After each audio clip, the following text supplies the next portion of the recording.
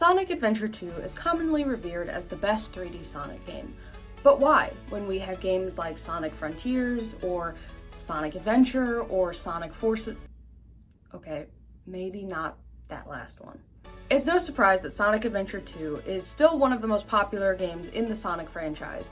But why? What did they do right, and why, 20 years later, is it still one of society's favorite Sonic games? Let's find out. Sonic Adventure 2 was released in Japan on June 23, 2001 for the Sega Dreamcast. Over the next year, it was ported to GameCube and distributed to other territories such as Europe and North America.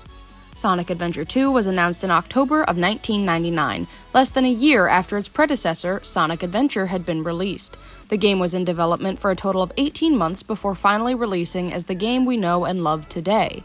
After its release, it was praised heavily for its action, graphics, plot, and voice acting, and the game sold over 2 million copies worldwide. During development of the game, Yuji Naka and Takashi Lizuki worked closely with Sonic Team USA to pull from American architecture and culture and put it into Sonic Adventure 2.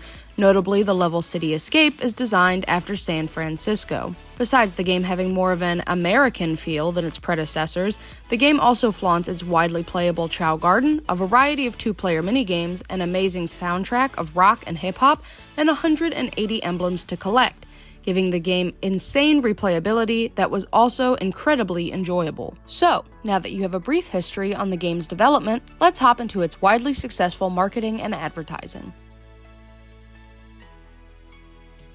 Sonic Adventure 2 was marketed worldwide before its release, and at the time you could find an advertisement for the game during commercial breaks, in magazines, and on billboards.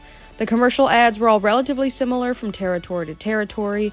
America, Europe, and Mexico all had relatively similar ads. Although they were similar, I think they were really funny, and I'm sure kids at the time ate them up due to a combination of actual hedgehogs being used and getting to see their favorite characters on screen. This one is my personal favorite. Good hedgehog. Subject B, evil hedgehog. Introducing Shadow from Sonic Adventure 2. Now you can choose to be Sonic, the good hedgehog, and try to save the world, or Shadow, the evil hedgehog, and conquer it. What kind of hedgehog are you? Rated E for everyone, only on Dreamcast. Japan was very different with their TV commercial advertisements. America, Mexico, and Europe all kind of had similar ads with the same shots, and voices were just dubbed over. But Japan had two really different ads, and I like them both, so I'm gonna go ahead and let them play in case you haven't seen them.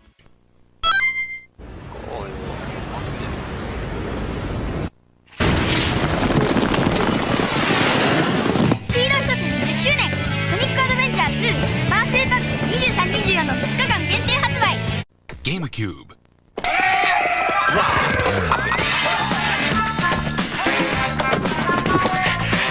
Miracle! Sonic is a superstar. Sonic Adventure 2 Battle.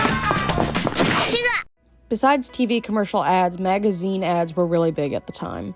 I think this ad specifically is really good. It has Sonic, Shadow, the Chao, and shots of the game. But some ads were really weird, or just worded weird. Like this one has a picture of Sonic and it says good hedgehog, and then it has a picture of Shadow and it says evil, sinister, malcontent hedgehog. I specifically really like the German advertisements because they're very spiritual for some reason, which I kind of get because there is a lot of spirituality in this game, but that's a media analysis for another time. Specifically, I like this one. But other than a few faith-based German ads, the advertising for Sonic Adventure 2 was widely successful. In the final months before its release, Sega hit hard with marketing, specifically in Japan, selling the game as the final game for the Dreamcast and announcing it was a celebration of 10 years of Sonic the Hedgehog. I know in some territories, if you pre-ordered it, you could even get this 10th anniversary collection set, which was pretty cool. I want to say it was Japan exclusive, but don't quote me on that.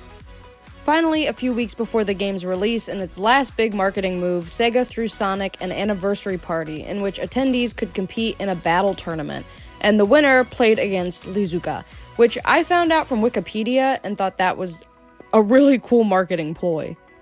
But finally, marketing was wrapping up as the game's release date inched closer, and finally, the game released.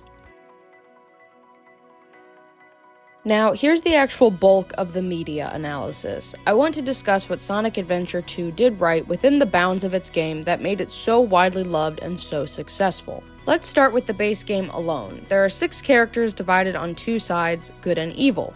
You can play as Sonic, Tails, Knuckles, Eggman, Rouge, and Shadow. Now, I think this is the first thing that Sega did right.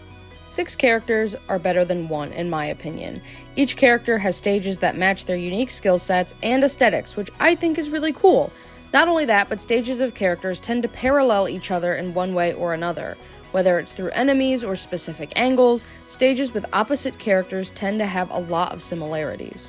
I was originally going to explain this concept, but now I'm in editing and this video is really long, so I'm gonna pop this video by Zoomzyke up on the screen, which kind of explains what I'm talking about without me talking about it and making the video any longer. They not only gave us 6 characters, but each character underwent a lot of character development, had an equally long storyline, and was an enjoyable character to play and watch. Each character had their own unique abilities while still keeping their individuality intact. Sonic and Shadow had action-packed speed stages, Tails and Eggman have robot-blasting mech stages, and Knuckles and Rouge have puzzling treasure-hunting stages. Throughout the events of the game, the characters grow in some way or another, and for the final act of the story, they all come together to save Earth. Besides all this, they did a great job of introducing new characters and giving them a reason and purpose to be within the bounds of the game. Along with this, the characters balance each other out in an interesting yet reasonable way. For instance, Rouge is trying to figure out what Eggman is doing so she can report back to the government while still getting her hands on the jewels she desires. She's level-headed, confident, flirty, and irresponsible at times, and her personality combined with her introduction with Sonic Adventure 2 introduces her as somewhat of an anti-hero that parallels Knuckles. We can see this with Tails and Eggman as well. While neither Tails or Eggman is a new character within this game, they continue to parallel each other here as they have in the past, both being geniuses in a world of tech and mechanics, but fighting against each other for opposite causes. Eggman's bold, brash, and bigger-than-life plans commonly conflict with Tails' strategy and compassion, which creates a great balance of power between them. Sonic and Shadow are the ultimate example of this. Here is Shadow, grief-stricken, confused, and vengeful as he navigates a world he hasn't seen in 50 years. Meanwhile, the ever-cocky, overachieving Sonic is there to challenge him in both brains and brawn. Shadow's character introduces a concept of death and grief into the world of the game and allows us to gain a deeper understanding of the character and put it against what we already know about Sonic, who is brash, decisive, and seems to deal with negative emotions quickly. One thing I also appreciate about this game is that they didn't shy away from mature themes, which I think also adds to the charm of the game, and another thing they did right. The entire game, Shadow is dealing with the loss of his friend and sister figure Maria, who he aims to avenge. Along with this, Eggman is out to destroy the world, and we see it in phases such as destroying the moon, invading the Ark, and destroying everything in his path, including government robots. I think the darkest thing in this game that doesn't really get talked about enough is in the final story, the characters find a video of Gerald Robotnik saying his final words before dying in front of a firing squad. Although it's not shown, you can hear the commander giving the okay to shoot before the video is cut off. Is there anything else you want to say? No. Ready! Besides this, we actually see Shadow, a main character, die in real time as he sacrifices himself for a world he hates, just so they may have the chance to be happy. At the end of the game, he falls to his death, proclaiming that he fulfilled what Maria once asked him to do, and the whole cast and players at home everywhere are left a crying mess. Maria, this is what you wanted, right? This is my promise I made to you. You could also argue that there are themes within the game, and I'm not talking about good versus evil or friendship or anything like that. I'm thinking darker. I'm talking about themes like dealing with death, understanding the goodness in people's heart, mental illness, that kind of stuff. One of my favorite moments in this game is Amy's speech near the end, which I'll play for you now if you're not familiar with. I know that people fight over the most trivial things. Some people may be selfish, like the professor said. But they're basically good if they try their best and never give up on their wishes. They always have a reason to be happy. That's why you should help them out. Saving them is a good thing. Shadow, I beg you, please do it for them. Give them a chance.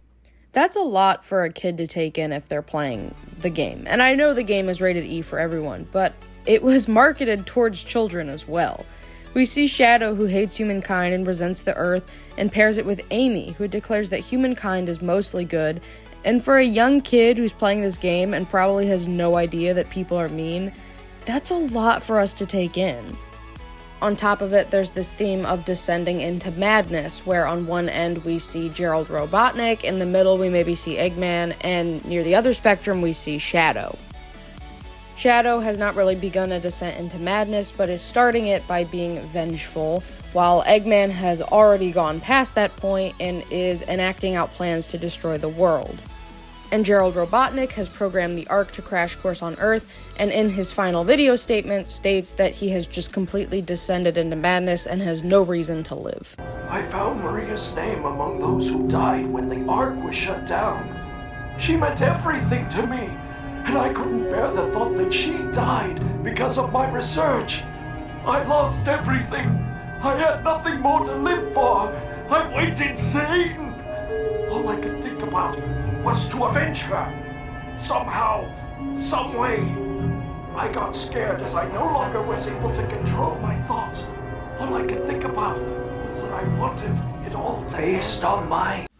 Moving away from the depressing themes, let's talk about Sega's level design and music, because it just adds the cherry on top to everything in combination with the characters and themes. The levels are a mix of creative, challenging, and fun with tons of replayability due to the ranking systems, RNG in the treasure hunting stages, hidden upgrades, and bonuses. The stages start small and progressively get bigger as the game progresses, following the natural progression of the story and what's at stake.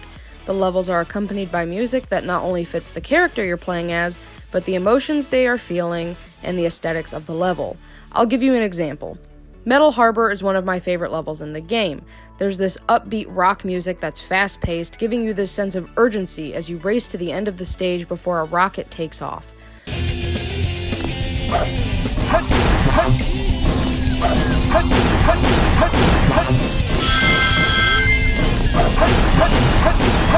The music works effortlessly with the sound effects of lasers, planes, and bombs to create the feeling of tension that just makes you want to grip your controller.